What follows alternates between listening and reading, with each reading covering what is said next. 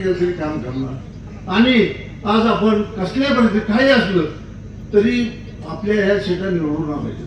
माझी एकच विनंती आहे, जरी समजा कोणी चुकलो असला, आम्ही जर काय चुकलो तरी सुद्धा तुम्ही सगळ्यांनी एक मदत करावी आणि आमचा महादेव आणि जे सगळे जिल्हा परिषद पंचायत समिती उमेदवार सगळ्या वार्डचे जिथे जिथे काय ताकद लावायची तेवढी लावावी आणि तुम्ही आम्हाला सगळ्यांनी सहकार्य करा. पत्रकार बंधूंनी सुद्धा आमचं ऐकून घेतलं, त्यावर तुमचे आभार मानतो आणि पुढला निवडणुकीचा कारभार बापूच्या मार्गदर्शन चालणारे कुलदीपच्या मार्गदर्शन, फक्त स्वतःच तिकीट दुसऱ्याला देणारा माणूस हा एकच कुलदीप, दुसरा कुलदीप.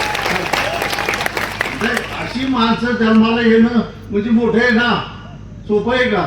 जो माणूस स्वतःच तिकीट देतो तो भरायला असं निवडून आला नाही, काही येत नाही असं नाही का? त्याला किती पराजय. आता कसं होतं, मोठं झालं, मोठ्यामध्ये त्याला झाले नुकसान, पण आता होणार नाही एवढंच मी सांगतो. आणि पुढील आपण सर्वांनी आला इथं त्याबद्दल सगळ्यांचा आभार मानतो आणि सगळ्यांनी एकजुटीने काम करावं. बापू आपल्या मागे, कुलदीप आपल्या मागे, सगळ्यांचं मी ऐकून घेतो आणि इथं थांबतो. जय हिंद, जय महाराष्ट्र.